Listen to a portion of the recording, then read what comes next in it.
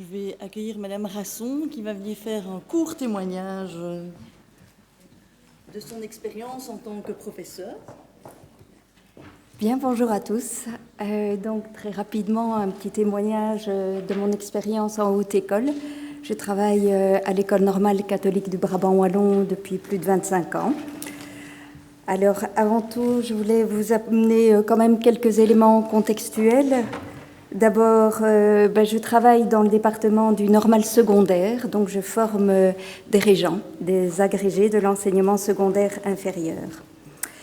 Et je travaille comme psychopédagogue, donc j'ai à la fois les étudiants de tous les de toutes les sections, mais je suis en même temps attachée à une section en particulier qui est la section sciences humaines, donc de futurs enseignants de géographie, histoire, études du milieu, formation historique et géographique et sciences sociales.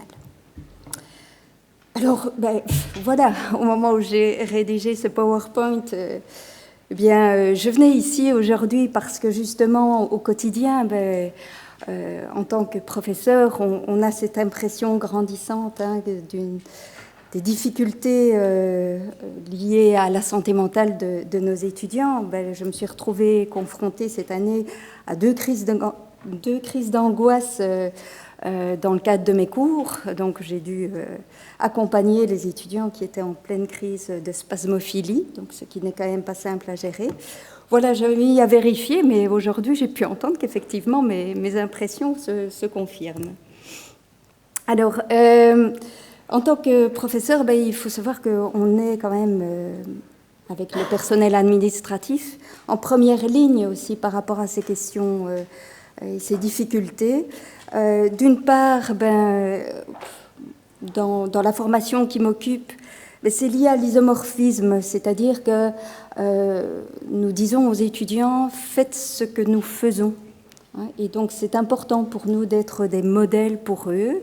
Et donc à partir du moment où on traite de problématiques comme l'accueil de la différence, la bienveillance, etc., les étudiants viennent assez spontanément nous trouver, parfois pour discuter du cours, et de fil en aiguille, on en arrive finalement à parler de leurs problèmes plutôt personnels. Et il m'arrive parfois aussi de me retrouver confrontée avec des demandes carrément d'adresse de thérapeutes.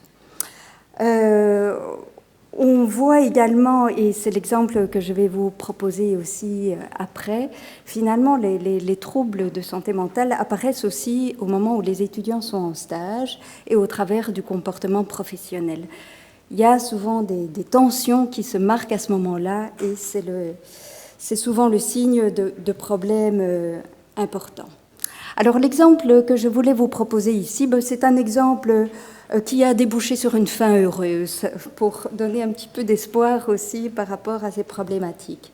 Donc c'est l'histoire d'un étudiant qui éprouvait des difficultés juste avant de partir en stage. J'avais eu un contact avec son maître de stage qui m'avait dit il n'est pas là, il n'est pas venu, il m'a dit qu'il s'était cassé la jambe au hockey ce week-end, enfin voilà.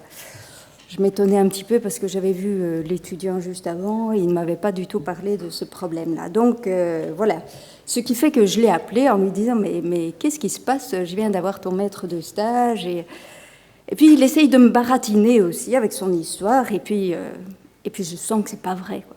Donc je l'ai confronté en lui disant écoute, là je te crois pas, qu'est-ce qui se passe? Il y a autre chose.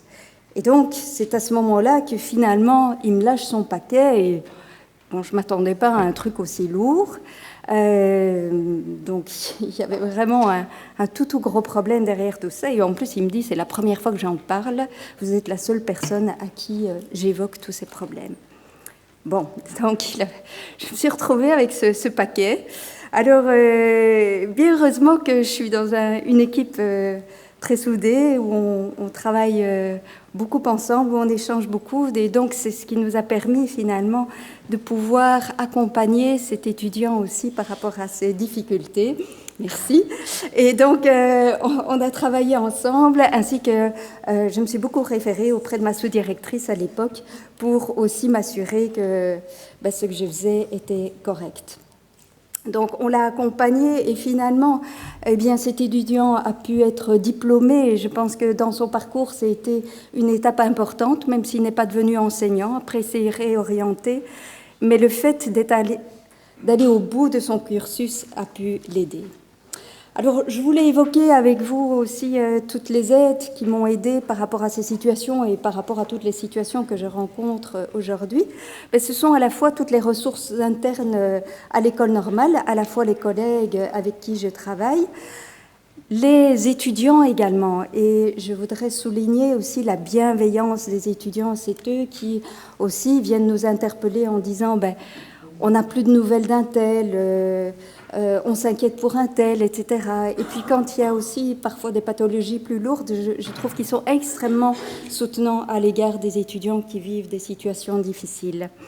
Alors j'ai une collègue aussi qui se trouve dans la salle, Fabienne, qui m'est aussi bien précieuse, donc elle est responsable pour l'accompagnement du projet de formation de l'étudiant. Et donc quand je détecte aussi une difficulté, j'invite l'étudiant à aller la rencontrer. Maintenant, c'est l'étudiant qui a la responsabilité de prendre contact avec elle ou non. Mais en tout cas, c'est une ressource précieuse parce qu'on sait qu'il y a un relais qui permettra d'aller ailleurs. Ainsi que les chefs de département et direction qui sont importantes également pour pouvoir nous soutenir dans le travail. Et alors, ce qui me semble super important également, c'est le travail en réseau aussi avec des personnes extérieures, que ce soit des psychologues à la fois pour l'étudiant, donc pouvoir les aiguiller vers des personnes extérieures, et souvent c'est Fabienne aussi qui permet de faire ce travail-là. Mais dans certains cas, j'ai fait appel aussi à des psychologues pour nous également, pour avoir une supervision, pour voir si ce qu'on faisait était juste ou pas. Et puis dans le cas aussi d'un deuil qu'on a vécu, puisqu'on a eu un suicide aussi auprès d'un de nos étudiants, on s'est fait accompagner aussi de ce côté-là. Donc pour moi, c'est vraiment important. Alors très rapidement, les limites. Rappelez que c'est pas évident pour les étudiants de faire appel à l'aide. On n'a pas de service véritablement de santé mentale au sein de la haute école et ça nous manque cruellement. La charge de travail est en augmentation un peu pour tout le monde, notamment liée au décret paysage. La différence aujourd'hui devient la norme, et donc c'est un fameux boulot aussi pour nous en tant que professeurs. Alors, soi-disant, le décret paysage devait permettre une certaine ouverture et une certaine souplesse pour l'accueil à la différence. Moi, je le vis plutôt comme une rigidification des structures et nous enferme dans certaines libertés pédagogiques par rapport aux besoins des étudiants. Et puis, on est soumis quand même à deux tensions. C'est qu'on est pris entre le bien-être de l'étudiant et puis quand même le bien-être du groupe. Et quand on a parfois des petits groupes où on a un grand nombre d'étudiants qui ne va pas bien, c'est problématique. Et puis on est partagé aussi entre le bien-être de l'étudiant et puis les exigences quand même de la formation. Et puis je voulais vous lancer encore une nouvelle question, une nouvelle problématique qui se pose à nous aujourd'hui, c'est la place des parents dans toute cette question-là. Voilà, je vous remercie.